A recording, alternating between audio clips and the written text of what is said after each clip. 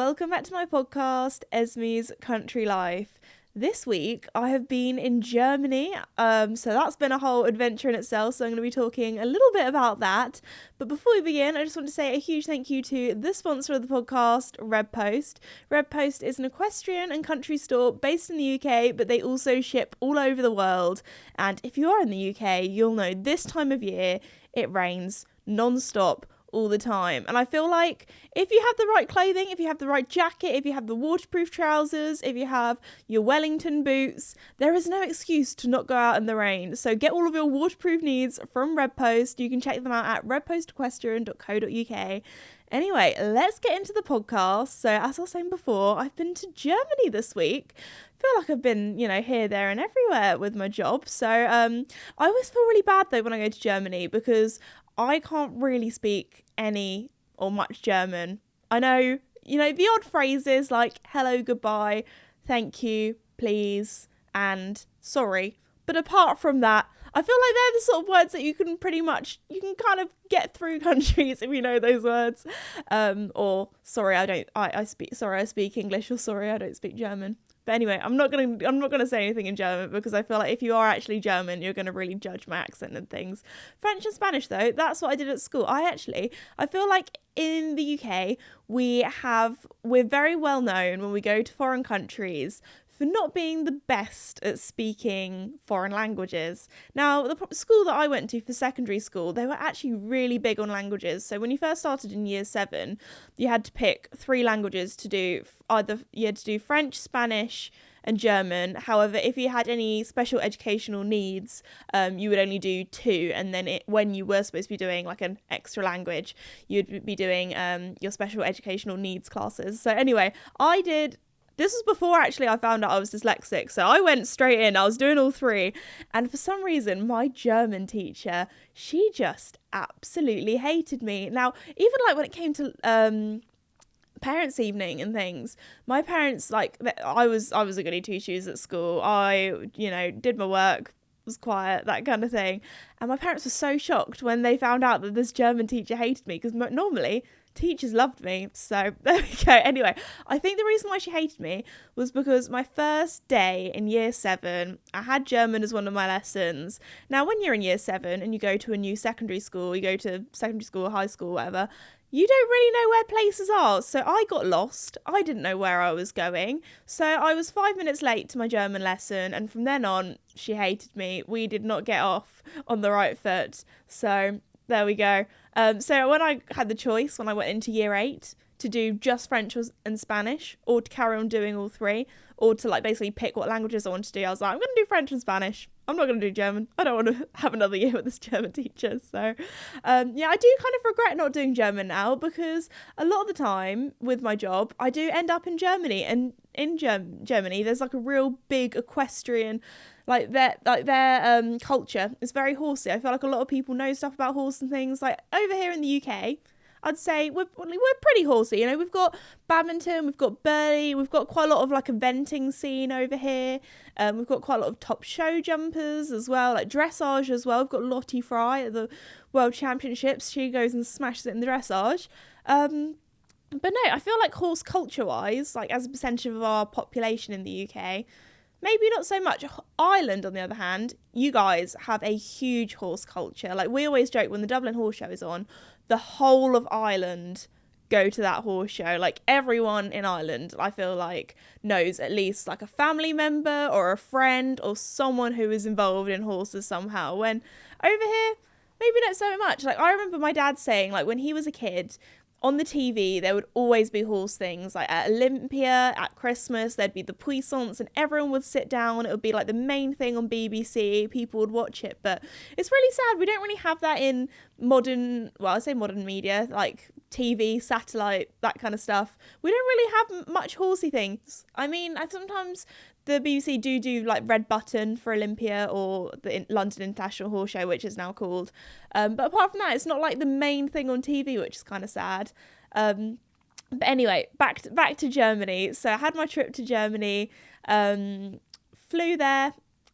I tell you what, this is going to sound like an ad. I promise it's not. I have never flown with Eurowings before, and we'd never really heard of it. We thought maybe it's going to be a bit like Ryanair, where it's late or delayed or something like that. I was very impressed. It was like, so many times I've been to airports lately where something's been delayed or something's gone a little bit wrong, or like my flight's been cancelled, stuff like that, which in the grand scheme of things is not a big problem. There are worse problems to have. But I was just shocked. We boarded on the time that it said. It was really quiet as well. So me and my dad, we had like a space next to us that was free. It was great. So we flew over to Germany. There was enough room in the overhead cabins as well. It was, just a real quick flight. It was only 50 minutes, so it was quite nice. A lot of the time we're just chilling in the airport, having our lunch, boarded the plane at the time that it said. And then also, I feel like it's something that I didn't realize how life-changing, especially when you travel a lot with your job, is having like a little small suitcase rather than having to check in luggage. It's just so much easier. It's so much quicker as well. I don't know what it is, but I was trying to explain this feeling to my dad when we were at the airport, but when you walk around with a little suitcase with a little maybe bag on top, when you're going on like a business trip and you're dressing smart casual or business casual, that's it, and you like, people like look at the airport, they're like, oh yeah, she's not going on holiday, she's going on a business trip. Like, that is a businesswoman. It almost feels like I'm playing pretend when I'm not. It gives me the same feeling as, and I was describing this to my dad, which obviously I sometimes forget that, my dad's my dad. We didn't grow up at the same time, because obviously we work together a lot. I'm an adult now, so I just kind of, Anyway, so I was saying, when you were younger and you'd like get to go on your parents' mobile phone or your mum's phone while you were in like the supermarket, or just like, I don't know, it would often actually be when my brother had swimming lessons, I'd go and play on my mum's phone. Like, she'd have like a few games on there or something. And my dad was like, no, Esme, because when I was a kid, mobile phones didn't exist. And I was like, oh yeah, I forgot about that. So, but it gave me the same feeling as when you were playing on your mum's phone, or you had your mum's phone with you when you were maybe like an older child / young teen. Like, before you had your own phone, you just felt like really cool. Like, oh my gosh, people think that this is my phone. Like, I'm so grown up. That's how I felt like walking through the airport with like my trench coat on, dressing all businessy with my little tiny suitcase. Like, yeah, I'm going on a business trip. I don't know. I just felt very like professional. I felt like pretending to be an adult, even though I am an adult. That's the best way to describe it.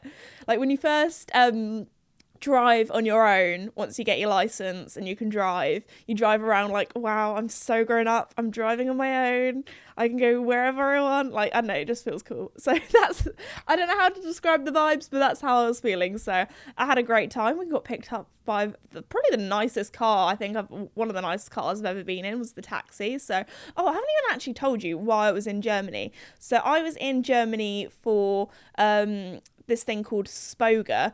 And the best way I'm going to describe it, to put it into like, I don't know, ESME terms, that's sometimes like, if I'm reading some sort of legal document with my dad, I'm just like, can you put this into ESME terms for me, please? Because this sounds very complicated. But to put Spoga into ESME terms, it's basically this big horse convention where the most people that go there are people that work in the equestrian industry. If that's business owners, people who work in social media, people who are content creators. I'm pretty sure like just people can just come along. They can buy tickets, have a little mooch about, which I think a lot of like people in Germany do, but I don't know if you were just like, it wouldn't be somewhere that you would really want to go. I guess it's kind of like, it's a bit like a horse show, the shopping area, but it's a lot quieter. So for me, it was really nice because I was just, walking around, vibing, chilling, chatting to all of my most of my sponsors were there. So that was really nice. It's basically a big horse expo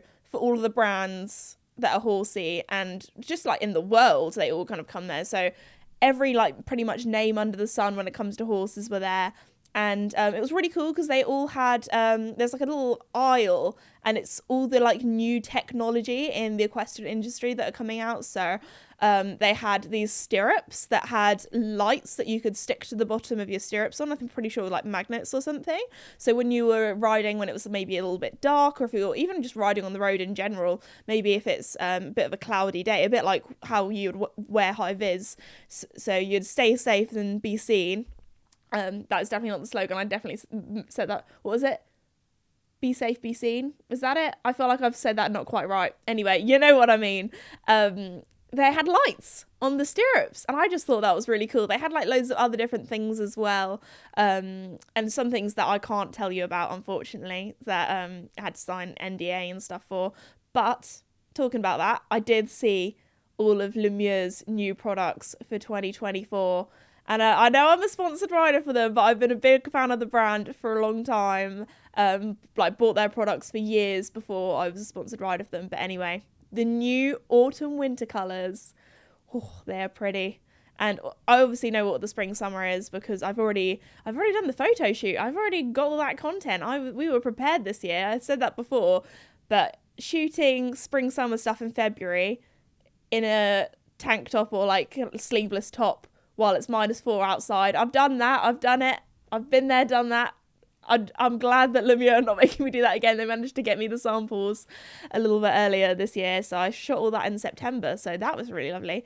But anyway, they've got some really cool stuff coming out and really pretty stuff as well, which I'm sure Red Post is going to stock up at some stage. So sorry, I had to put that in there.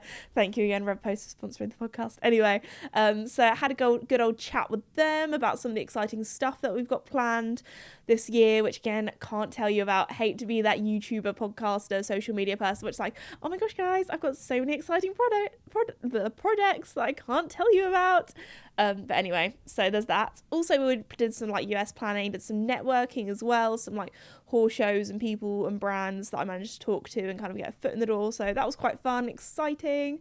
But yeah, the main reason why actually I went to Spoga wasn't actually to chat with all the brands and stuff. It was actually, I was doing I got invited to be the keynote speaker on their Creator Days kind of thing they have there. So basically, in ESME terms, I was invited to stand up on stage in front of 500 people and the Clip My Horse TV live stream as well, and talk about content creation. I kind of, basically, as I said, just talk about anything like content creation, social media, that kind of thing. But I got to pick the name of the title, so I called it Content Creation, the Past, the Present, and the Future.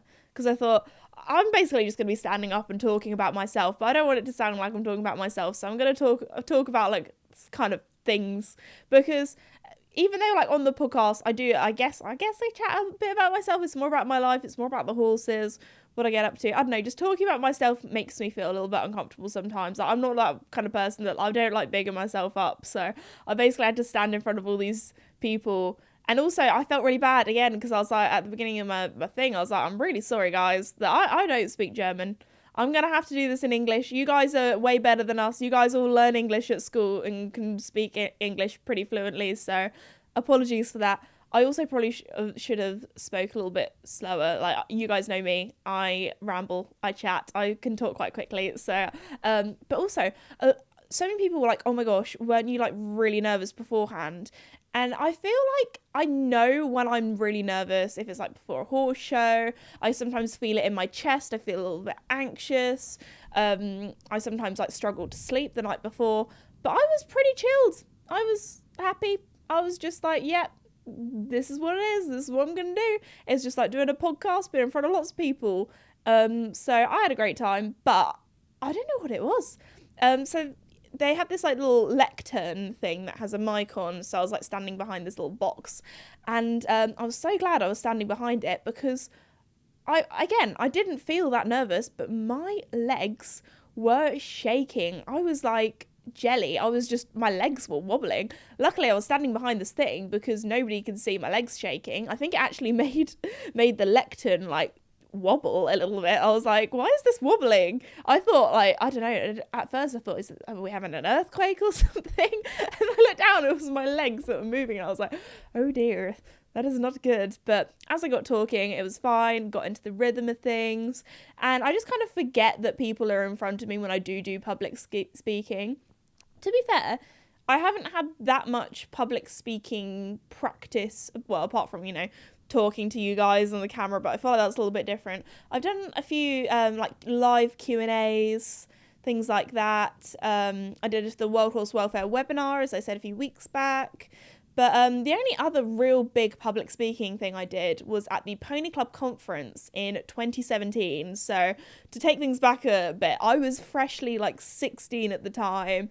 I think I only had about 30,000, 40,000 subscribers. No, yeah, probably about 30,000 I think it was at the time. So like my channel was definitely like recognized, but it wasn't huge. I wasn't working with any brands.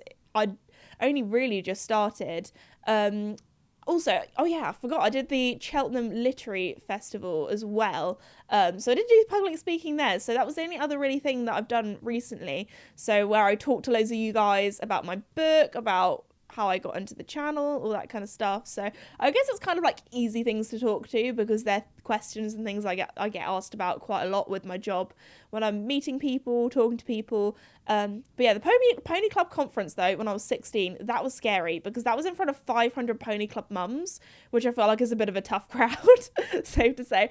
But also it was in front of Princess Anne as well. So for like little 16-year-old me to go up in front of that many people and like literal royalty, that was a little bit scary, but I did feel a little bit starstruck because Princess Anne did say my name in her speech. She name dropped my name. She said Esme Higgs, and I was like, oh my gosh, she knows who I am. This is wild. And then, yeah, so I did like a little video on it, like way back. Yeah, way back. So if you want to watch that, my little vlog that I did ages ago, feel free to do that. I don't know how much we actually filmed me doing my speech, but there we go. So that was pretty cool. I also was really embarrassed when I had to shake her hand / curtsy. I didn't really know what to do, so I kind of just did this like weird curtsy thing. I was like trying to be as respectful as I could, but my mom was like, oh yeah, you'll probably get someone that's like from the royal family that will tell you how to like curtsy and address her and all that kind of stuff before. And then she just turned up and I was like, oh my gosh, what do I do? And I was just like verbal diarrhea chatting to her, and then she was like moving on to the next person. I was like, okay. I don't know. I was very nervous. But anyway, there we go. Especially as I wasn't as outgoing or as chatty or as brave as I was or as brave as I am now. But anyway, yeah, Germany was really cute. Also, I have to say this because this is one of the sweetest things that someone has ever done for me. My boyfriend rang up the hotel. Actually, no, he messaged my dad because he knows that when it comes to these things, like my dad's the person that sorts out the hotel accommodation, flights, that kind of thing. Like that's his job. I do like more the like creative stuff, like editing, that kind of thing, when it comes to running the business sometimes. So anyway, he rang my dad and was like, what hotel are you staying at in Germany? And he rang up the hotel and asked them to send some flowers to my room. So when I arrived in Germany, there were some white roses there, and they had a little message on from him saying like how proud he was of me doing my speech and stuff like that, and it was just very cute. I'm not gonna read it out, but yeah, anyway, so I thought I'd just put that in because I just thought it was so cute. And for anybody listening out there that's not in a relationship yet, there are people out there that are really lovely, so you'll find your lovely person one day. But anyway, I just thought that was really cute. Anyway, we're gonna move on now before I get to like, I don't know. Anyway, yes. So that was my trip in Germany. I had a really good time. Also, didn't realise while I was in Germany that if you're German, can someone please in the comments, if you're watching this on YouTube, tell me what festival weekend is, because apparently it wasn't actually the festival weekend, it was the weekend afterwards, but people were still out there, they were celebrating this festival, and I don't know what people were celebrating. Maybe I should have searched this up before the podcast, but it was a little bit different. Like, I feel like it's not really something that we have over here in England, because people were going to town, they were dressing up, there were people dressed up as Care Bears. I saw like a lot of wizards and people dressed up as Gandalf. Saw the Teletubbies, like everything. Like, people were just dressed up as random things. So it was great fun. So we were in Cologne, if you're wondering which part of Germany we were in. So the plan was we were going to go into the centre, look at the like little pretty bits, but we didn't end up doing that because we were really busy doing all the other things. And also it was festival weekend, and we managed to find this one restaurant that looked decent. We saw a table that was free, and everyone was like, you were going to really struggle to get a table if you haven't booked, and we didn't realise it was this festival weekend until we arrived. So anyway, we had a Mexican, so we didn't really have any German cuisine. I did have a pretzel though. I had one of those like really big ones, and it was like a cheesy one as well, so that was really good. That was my lunch for one of my days at Spoga. But no, had a good old time, lovely weekend, good old trip to Germany. Also, forgot to say this while I was at Spoga, a product that's new that has really cool technology, which I can tell you about now, which I'm hopefully going to do some like work with this brand, because Charles Owen, you guys know I'm a sponsored rider for them, I have to say that, but they actually have this new thing called the Innovation Hub that they're doing, where they're working with small businesses who have coming up with really creative ideas to try and make things safer for us equestrians. So they like help out like new businesses or brands that are coming up with these things. So there's this brand called, I'm gonna try my best to pronounce it correctly, it means victory in Italian. I think it's called Vincatore.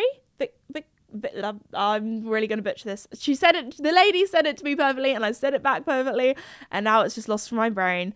But anyway, they do these really cool reins, and I'm hopefully going to do some work with this brand, because it's something that I've talked to her all about it in her story, and it's something that I really believe in. But anyway, so there are these reins, and when you think about safety stirrups, it's something that we all ride in nowadays, which in the past people didn't really think of, and nowadays people wouldn't ride without them, having a stirrup that will break away, so if you do fall off and get your foot trapped in the stirrup, you won't be dragged, it'll just fall out and you'll be safe. So she's come up with the same idea but for reins. And it's actually quite sad, like kind of like a little bit of a horrific story, but the thing that inspired her to do it was that her daughter got into a riding accident where she fell kind of like through the reins when she fell off, and the reins basically got tangled around her neck. Luckily, the pony was an absolute angel, and when she did fall off, the pony just stood still and stopped. But you can imagine if that pony got freaked out and like bolted or ran away, that girl could have been strangled. She could have like got her, like it could have been awful. And like the same thing could happen if you got your leg stuck in the reins as well. But also, not only is it something that's potentially dangerous for us if you don't have breakaway reins, but also for the horses as well, because if your horse gets its foot trapped in the reins, like there have been times, obviously with all equestrians, where we've probably seen someone fall off, if that's happened to ourselves or a friend. It's definitely happened to me before, where you go like over the horse's head, the reins go over the horse's head, and then if they get spooked or bolt or freak out and they run, they could very easily get their leg trapped in the reins, and obviously that's going to be dangerous, and that's not going to be good. But also if a horse like treads on their reins, then that could like damage their mouth, their teeth, especially if they have a bit, or even if they're bitless, that's going to be putting a lot of pressure on their nose. So so the breakaway reins is something that I guess you never really thought of. Obviously, also you don't want the horse to get it trapped in its leg as well, so many things could happen. But so anyway, these breakaway reins, they're really well designed, because I think the thing that she was saying that a lot of people, when she's trying to explain it to people, is they get worried, oh, if these reins can break away, what if I'm riding and then suddenly, the popper goes or it undoes? When you're riding, number one, the reins are done on weight, so you buy the reins depending on like what weight you are. So they're designed that if you put, for example, I don't know actually what my weight is. It's probably somewhere between 60 and 70 kilograms. But so say I put that much weight on the reins, that's when they'll undo. And she did like a little demonstration of these people like trying to pull it. So you would have to be like, don't get me wrong, I go to the gym every now and again. I wouldn't call myself a gym girly, but I'm pretty strong, I move haylage bales around and shavings and that kind of stuff. But to pull like 60-70 kilograms, that is ridiculous. But also when you're pulling on the reins, you're not pulling them like apart, you're putting them either side. So and also she like has done demonstrations with eventers where they've like slipped the reins back doing like a drop fence, and just to like demonstrate that they're not going to undo unless you really need them to, and also if you know you put like your whole body weight on them kind of thing. So for example, if you got dragged. So I'm hopefully at some stage going to film like a little ad with them, because it's something that I really, really do believe in. And it's something where it's like, oh my goodness, why has nobody thought of this before? Or why have we not like done this before? So yeah, she like brought the product to loads of different universities for them to test and kind of produce it for her. So yeah, that's something that I thought I would share with you guys, because it's made me a little bit scared now. Obviously, I've been very lucky that she's given me a few pairs of reins to put on my horse's bridle. So you bet when I came home from Germany, I was like, I need to put these on. I don't want like my horses to like, I don't know, get trapped in the reins or me to get dragged in the reins. Like, I don't know. It was just, yeah, something that I never really thought of. So there we go. That is a little safety tip of the day. So I thought I'd just chat about that, because I think it's really interesting, and I think it's really cool having things like Spoga where the whole like equestrian community to come together. Like, it was so lovely also because I met so many German people from the Netherlands, people from France, like people from all over Europe that are horsey content creators. And it was honestly so lovely after doing my talk as well, because so many people came up to me and they said hi, and they said that they really enjoyed my talk. And people messaged me on Instagram afterwards, or like were tagging me on their stories, like me doing my talk, and I was like, oh my gosh, this is so cool. So that was really lovely. It just like warmed a little place in my heart, so that was lovely. But yeah, so that was really nice. And also the people from Spoga said that so many people came up to them as well, saying that they really enjoyed my talk, or my talk was like one of their favourite things at Spoga. And I was like, oh my gosh. So yeah, that was very, very sweet. So if you enjoyed my talk, thank you. And if you messaged me on Instagram, thank you. And if you met me and you said lovely things, thank you as well, because that was just really fun. It was also really nice, like just talking about horsey social media, because obviously that's something I'm very passionate about. It's something that I do all the time. And it was nice talking about the podcast, talking about you guys, how I feel like you guys that listen to the podcast are probably like my top fans, because, or I don't know, I don't like the word fans, like I just like kind of think we're like a little community here on the podcast, because you guys literally, I don't know, however long the episode is, like I think the longest ones I've done have been almost like an hour, but I'd say normally the episodes are around, I quite like the half an hour mark, because I feel like that's the sort of time where maybe if you were doing the laundry or you were like cooking dinner or something like that, I feel like it's like a good chunk of time. But I was like, yeah, you guys literally invest half an hour or so a week of your time listening to me ramble on, which I can't believe sorry, lost, you guys know me, lost my train of thought then, but yeah, there are just so many of you guys that listen to it regularly, and I feel like you guys that listen to this podcast are probably the people that know the most about my life, what I'm doing, that kind of thing. And things like TikTok, it's so quick, you only get like a little glimpse, but here I can probably chat to you guys about who I am, what I'm feeling, what I'm doing, that kind of stuff. But it was also really lovely when I was doing my talk that a few people did actually laugh at some of my jokes. I thought, I don't know if there's going to be some like language barriers here where people don't get it, or maybe like in their culture they just don't find it as funny, but it was great. People laughed at my jokes, so I was like, this talk has gone well. I've got a few laughs, so that was fun. But yeah, I feel like we have like a thing called Beta over here in the UK, which I think is the most similar thing, which is a trade kind of businessy thing, but I don't think they really have any sort of creator talks. They had like loads of other content creators from Europe and things talking there as well, which was really cool. So I don't know, it was just a lovely little get together of the whole equestrian community, which was really lovely. But yeah, that was pretty much my time in Germany. So the whole of last week, really, I've just been preparing my speech, doing all because I did a little PowerPoint presentation as well. So doing all of that. So that was really lovely. Also, I've been doing a lot of planning for all of my meet and greets for the rest of the year. So if you ever want to know when my meet and greets are, I'm very good. As soon as I know, I update my website, thisesme.com. Sorry, this sounds like I'm full on like being that YouTuber that promotes themselves, but I just do get asked these questions a lot. So I thought I'd let you know that's where I update everything. I'm hopefully going to be doing lots of meet and greets in the USA. I can't tell you yet, but if you're in Florida, near Miami, near Easter time, there's going to be one then. And there's going to be some others as well. Obviously, Kentucky is 100% confirmed. I'm going to be there on the Saturday doing one at the Lumia stand and some other places as well. So that is very exciting. But yeah, I'm really looking forward to my trip to the US. I actually asked you guys on Instagram about all the things to do, and I've been planning away. We're getting there now. The flights are booked.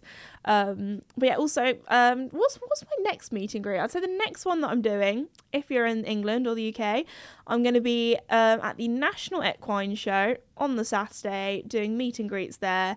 Last time I did a talk, but this time they were like, girl, everyone just wants to meet you. So I think literally the whole time I'm there, I'm just meeting you guys, which is not a problem with me, because I feel like doing talks and things in front of everyone obviously is really lovely, but I feel like I can kind of do that with my channel anyway. Like, I can talk to you guys and answer your questions when I do Q&As, or obviously I'm chatting to you guys in the podcast or in my videos, but I feel like actually getting to meet you all and like chat about things, like maybe you guys that have read the books and want to hear more about like that and my author side of things, or questions about the story, or seeing you guys like, and then you want to ask about how the horses are, or chat about your own horses, or if you're in a riding school and that you've recently started riding, or your favourite ponies there. I don't know, I feel like it's just so lovely chatting to you guys, because obviously we all, most of us have the common love of horses or the countryside, so often we're chatting about, we just have a lot in common. It's like meeting a new best friend. So anyway, very excited for all of my meet and greets for the rest of the year. But anyway, I think we're going to finish today's podcast episode there. I really hope you enjoyed it. Thank you so much again to Red Post for sponsoring the podcast, and I will see you all next time. Thanks for listening. Bye.